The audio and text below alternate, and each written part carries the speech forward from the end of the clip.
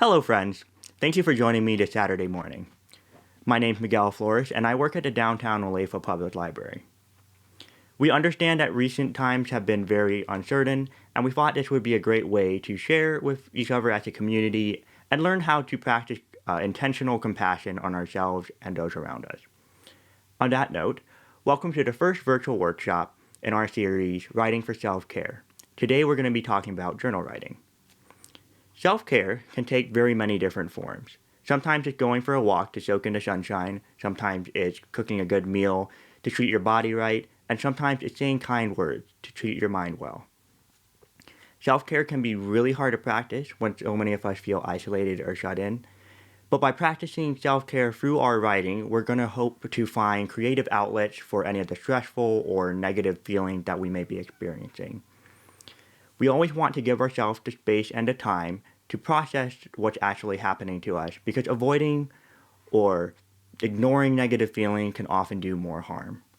Self-care, especially when writing, can sometimes get uncomfortable, so if you ever feel overwhelmed at any moment, feel free to take a break. At this time, I encourage you to prepare yourself to write. If you have a normal routine or space that you typically occupy when you write, now would be a great time to grab or move to whatever you need. The last thing I want to do is make you feel rushed. So if you need to grab a blanket or a cup and find a place where you can just sit down and have quiet for the next 30 or 40 minutes, please take that time to do so. Remember, this is all about deliberately processing our emotions, and sometimes we need to give ourselves privacy and permission in order to effectively do so. To start off, I'm going to ask you to breathe. We're going to go in through the nose for 4 seconds and out for 4. While we're breathing, I want you to focus on airflow. You're going to focus on the air that comes in through your nostrils, and after you exhale it through your mouth. Give yourself and your muscles permission to relax. Try to relax your mind for a moment, and just focus on breathing. Okay.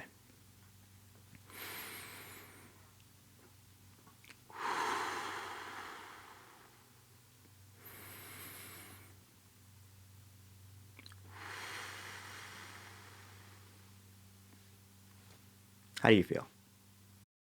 For the first exercise, we're going to focus on how we feel in concise and specific language. Although we can start with broader feelings, we don't want to stay there. We are not going to be using stream of consciousness, and we are not going to be numbing ourselves to our own feelings. Creativity and emotions are sometimes like a plant. Sometimes in order to help us grow, we have to set creative or emotional limits around ourselves so we don't shoot off in too many different directions. In order to set parameters around this exercise, we're going to be self-imposing the following 3 limits. The first one is that we want to avoid using vague words whenever possible. If you feel sad or tired or scared, you can still mention those things. We just want to express exactly what is making us feel that way. The second limit is that we are going to avoid derogatory language. If you have made some kind of interpersonal or financial mistake recently, I want you to go ahead and extend grace to yourself and those around you and forgive yourself before we go into this exercise. The third limit we're going to make is we're going to avoid distractions. Not only do we want to write in a quiet physical space, but we want to make sure that our mind is quiet and a safe place to be while we're writing. Don't worry too much about how your writing looks or sounds, just write. And if either of the other limitations is getting in the way of doing that, just ignore them. Our end goal is honesty. So for the first exercise, we're going to write for about 15 minutes. I recommend setting a timer on your phone so that you're not getting distracted looking at a clock. Pick a specific moment or day of the week to write about, and don't try to write about the entire week. Maybe you can write about the first time you heard some kind of news this past week, or that time you went for a nature walk after being stuck in home for a few days. Whatever it is, make sure it's something that you remember with enough clarity to write about. When you're done with that exercise, straighten your back, breathe again, maybe take a short walk, and then we're going to come back for the second exercise. You can start whenever you're ready. Alright, so now that you've finished your first prompt, and maybe thought about it or read it 3 or 4 times, we're going to ask ourselves a couple different questions. The first question I want to ask is, were there any recurring themes or emotions that you felt yourself coming back to over and over again? How aware of these feelings are you on a day-to-day basis? Are you still feeling any of them? The other questions I want to ask is, did reading your writing put you back in a headspace of whatever you were feeling when you first felt them? And what's changed since then? What we want to do with our second exercise is reframe and revisit one thing in the previous exercise with a new perspective.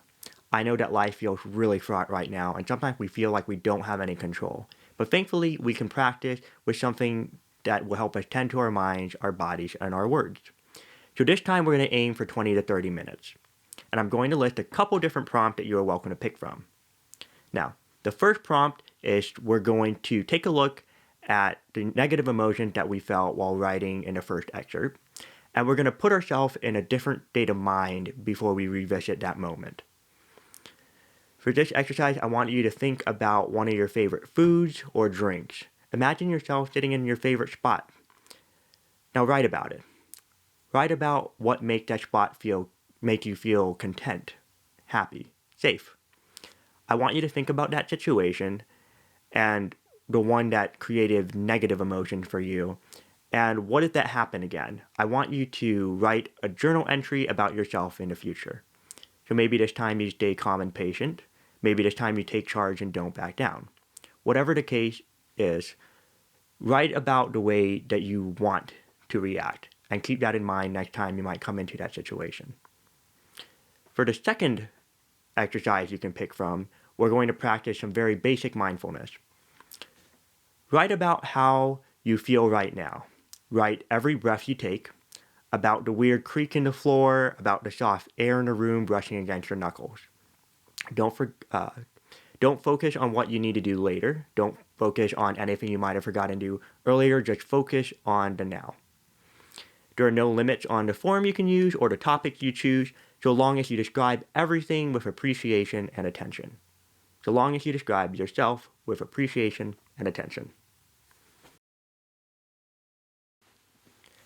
To wrap things up, please breathe with me one more time. Go in.